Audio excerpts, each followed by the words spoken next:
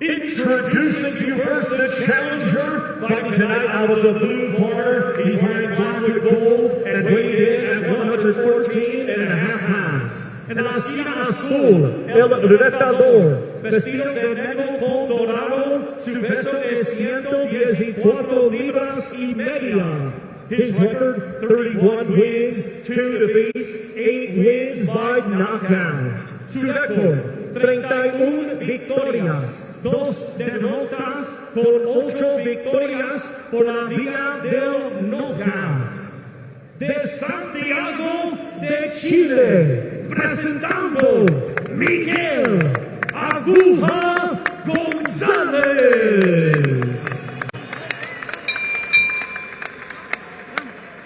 His opponent across the ring, the defending champion, fighting out of the red corner. He is representing Survival King Manangay Benavides. He's wearing red with white and weighed in at 115 pounds. En la esquina roja, el campeón, vestido de rojo con blanco, su peso es 115 libras. His record, 31 wins, just 1 defeat, 2 draws, 21 wins come by way of knockout. Su récord, 31 victorias, 1 derrota, 2 empates, con 21 victorias por la vía del knockout.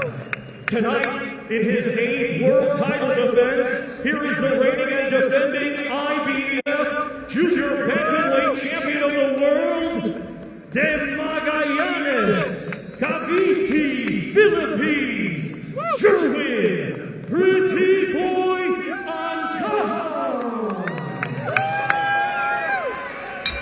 The bill. A lot of nerves on that young man right now. Bernardo Ancajas has fought everywhere. He's fought in China, U.S., Australia, North Ireland. I mean, this man has no problem fighting you in your home country, wherever you're from, your hometown, it doesn't matter. Have ring will travel. That's the Navy man's,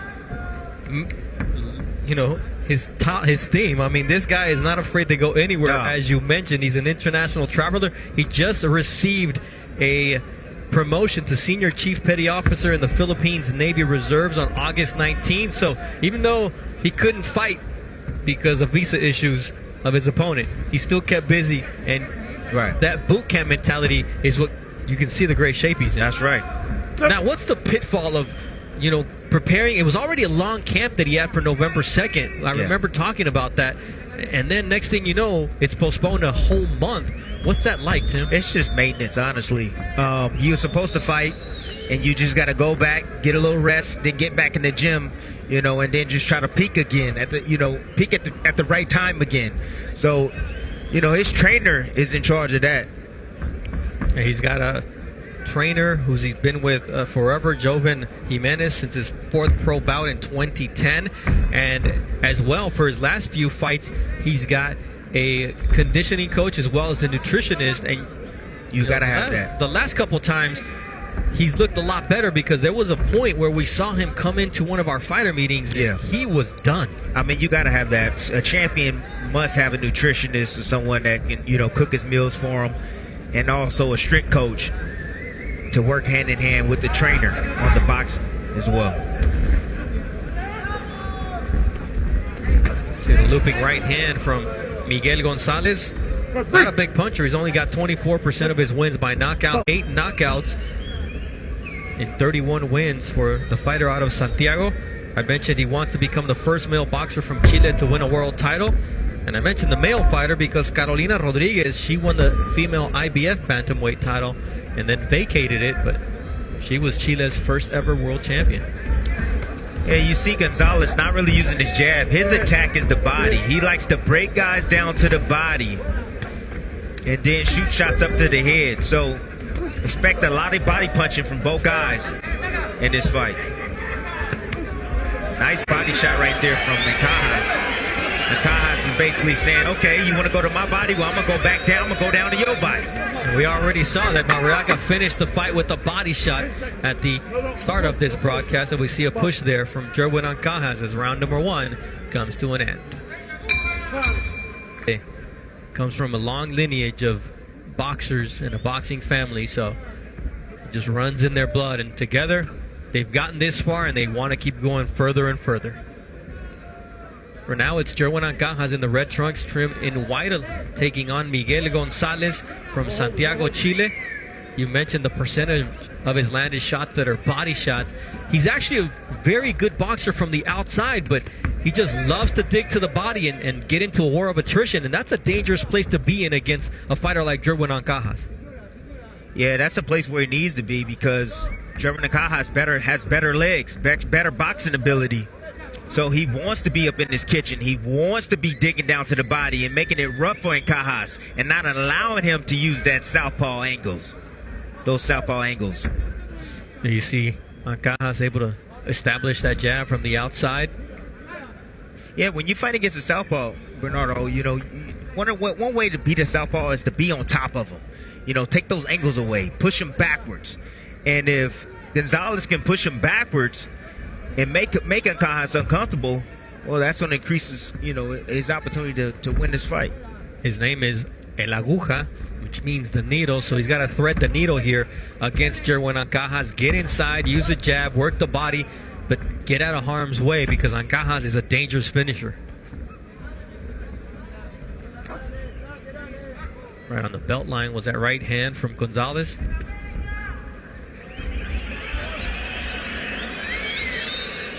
Ancajas can be hot and cold. In his last fight against Ruichi Funai, he looked spectacular. Yes, he did. And before that, you were not at all happy with his previous performance, a draw against Alejandro Santiago in his 6th title defense. No, I wasn't too happy, but his last showing, he showed a lot of improvement. He looked strong. He was quick. You know, he placed his shots very well, kind of like what he's doing right now. Placed his shots very well to the body and got the knockout. He's finding openings in Gonzales and creating them and taking advantage of them as Gonzales landed a nice right hook to the solar plexus. Got those earmuffs on, does the Chilean fighter. You see those angles create that opportunity for the right hook to the body from Jerwin Ancajas, the southpaw. Yeah, that's a nice little wrinkle right there from Ancajas. But beautiful shots right there. Look at going down to the body. And as your man leans a little bit forward in the pocket, what does Ancajas do? Lift him up with the uppercut.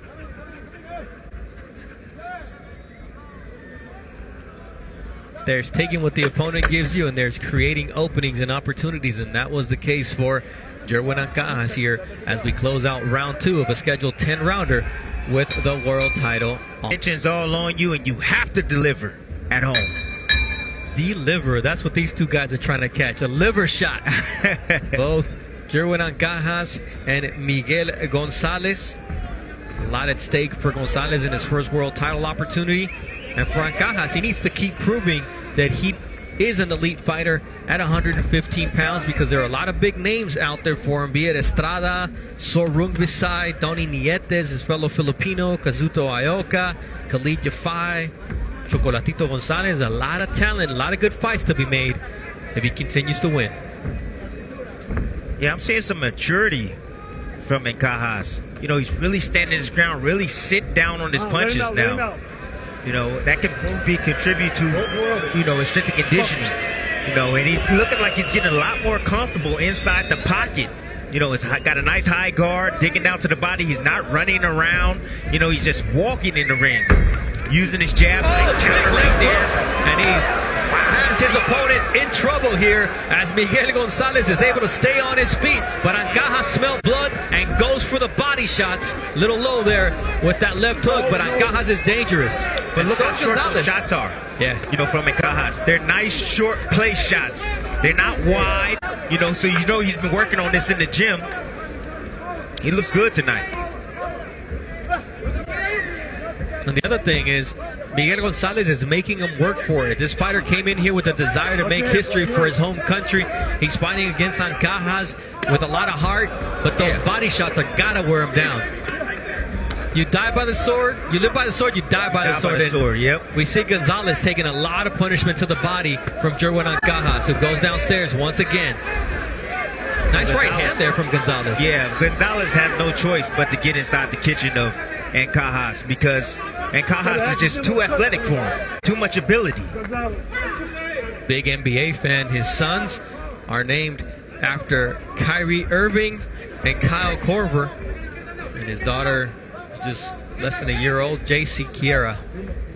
So that's his inspiration. He keeps him back home in survival camp, but the last 2 fights he's been going to the naval base to do his work, and you can tell the difference in the maturity level that you've mentioned and his improvement in boxing. My man trying to knock out Gonzales. That's exactly what Ancajas is trying to do. He's sitting down, he's right in front, you know, and Ancajas is the way he normally fights, he's a counter puncher. That's what he likes to do. He's a counter puncher, but now he wants to be first. He wants to respond, and he's trying to hit hard tonight. He's trying to knock out Gonzales. Good work from the champion, Jerwin Ancajas, here in round number 3 with scheduled 12-rounder. Ricardo Osuna alongside Timothy Bradley, the champion. Jerwin Ancajas taking on Miguel Gonzales in Puebla, Mexico.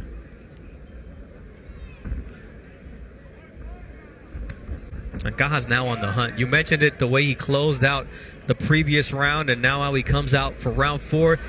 He's found his distance. He's found his openings on Gonzales, and he's taking advantage. No, he just really asserted himself. That's what I like about him. You know, he's really asserted himself. He's not just looking for counter shots.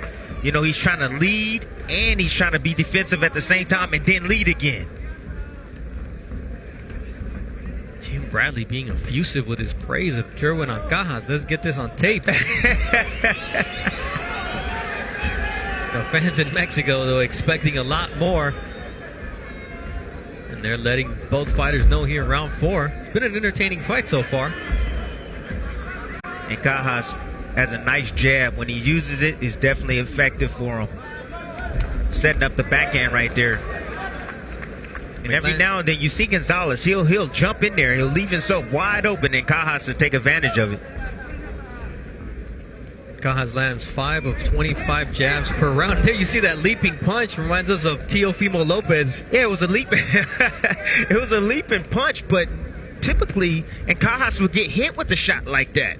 But he didn't this time. He held that phone. Going back to the jab numbers, junior featherweight average is 2 landed of 16 thrown. So Ancajas is usually way above those numbers. He's keeping to that trend tonight.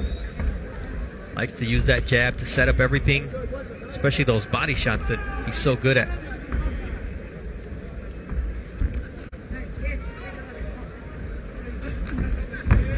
Nice counter right there from Ancajas. He saw the punch coming. You have to see the punch. If you want to avoid it, you got to look at it. You got to see it. Yeah, that's something, what you've been mentioning about Ancajas is what you want to see out of a fighter is development. And as the level of competition improves, you want to make sure that you're getting better. And after that lull he had, and now when we see him, and he started camp June 1st for this particular fight, which was supposed to be November 2nd, you see the fact that he's a different fighter. Yes, he definitely looks like a different fighter. He's 27. He's right in the midst of his prime right now, Bernardo. Right in the midst of his prime. And you know, at each fight you have to continue to get better and better and better. You know, it doesn't stop. You know, you have to master your craft. And I believe that Ancajas is finally in that position and probably at that point in his career right now where he's starting to master his craft and believe in himself and his ability. He had that lull in his career, but now it seems to be paying off, getting that ring in the Philippines leading up to this fight. And Miguel Gonzales, well, he sparred Juan Pablo Mesa and Gonzalo Funelida in Chile. And then he went to Puerto Rico and he sparred prospect Javier Cintron. So he got really good work, especially at the tail end of his training camp, knowing that he had to step it up for this world title opportunity.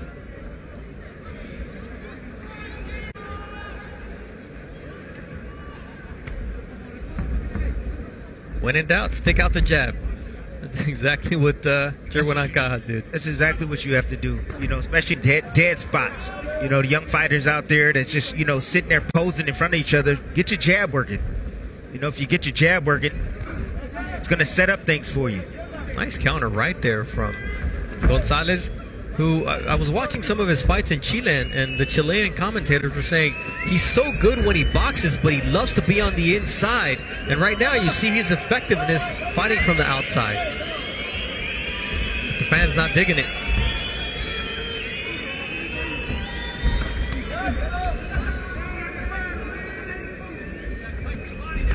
Nice shot to the body there. The solar plexus from Miguel Gonzales, who tries to find an angle and gets caught with a short left hook from Jerwin Ancajas.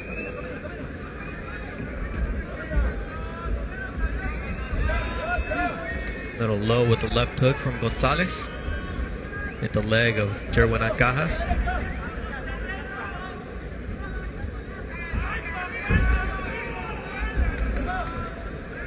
Quick three-punch combination. Good defense from Miguel Gonzales. See the total punches thrown so far, and Ancajas just a lot more active, a lot more effective, and 3% more accurate so far through the first 4 rounds of this scheduled 12-round fight. Almost a clash of heads right there. Both guys exchanging.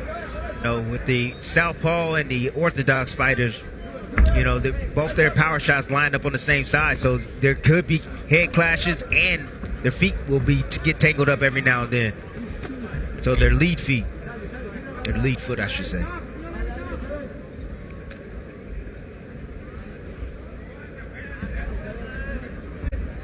We're talking about the power punches. Ancajas landing at a 50% clip with 76 of 153 landing. Not bad for Gonzales. He's landed 34 of his 92. It's just Ancajas more active, more accurate, and I would say more powerful. Yeah, he's more powerful, Bernardo. He's kind of seemingly taking this round off right now. He threw some big shots early. He landed, and it really didn't have a whole lot of effect like he wanted it to. So he's kind of taking this round off. Oh, nice right hand there from Jerwin Ancajas to close out this 5th round. We're going to schedule 12. Ancajas is doing right now. He's being the bully. Normally he likes to fight off the back foot. He's actually pressing the action, ladies and gentlemen. He's actually looking for the knockout. This is a different Ancajas, Jerwin Ancajas. He took that round off. You mentioned it. Oh, headbutt warning there from Wayne Hedgepeth, the 3rd man in the ring. But yeah, I mean, he wants to put on a show. He wants to prove to the other guys at 115 pounds that he is a force to be reckoned with. And boy, there's a lot of talent at that junior bantamweight division.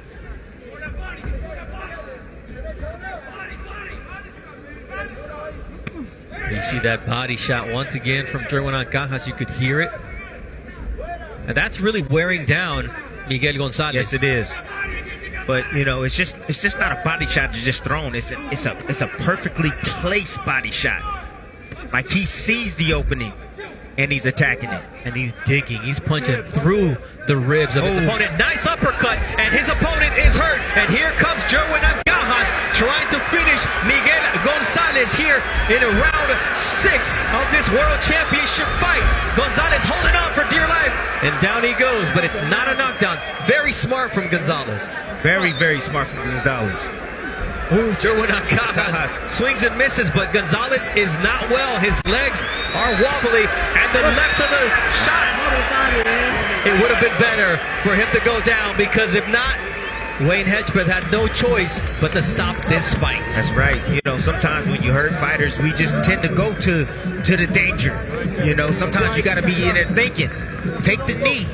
Recover. Allow yourself another chance, a fighting chance to come back and turn the tide. We talk about the lack of experience in big fights, and that may have come back to haunt Miguel Gonzales. When he was hurt, if he goes down by those shots, that's fine. Or even takes a knee. Take the knee. But instead, he gets pummeled. I've been in fights where I knew I was hurt, and I knew if I got hit with one more big shot, that I need to take that knee before that shot happens. That would have been a perfect time right there for Gonzales to take the knee. He just allowed Ancajas to continue to tee off without throwing a single punch. This was smart. He took Ancajas down with them. Wayne Hedgebeth said it's not a knockdown. Right. But then what happened after that, Tim, was lack of experience. Definitely lack of experience, Bernardo. But you see Ancajas just letting his hands go, just waiting for the referee to step in and do his job to protect. By those shots, that's fine. Or even takes a knee. Take the knee. But instead, he gets pummeled. I've been in fights where I knew I was hurt, and I knew if I got hit with one more big shot, that I need to take that knee before that shot happens. That would have been a perfect time right there for Gonzales to take the knee. He just allowed Ancajas to continue to tee off without throwing a single punch. This was smart. He took Ancajas down with them. Wayne Hedgebeth said it's not a knockdown. Right. But then what happened after that, Tim, was lack of experience. Definitely lack of experience, Bernardo. But you see Ancajas just letting his hands go,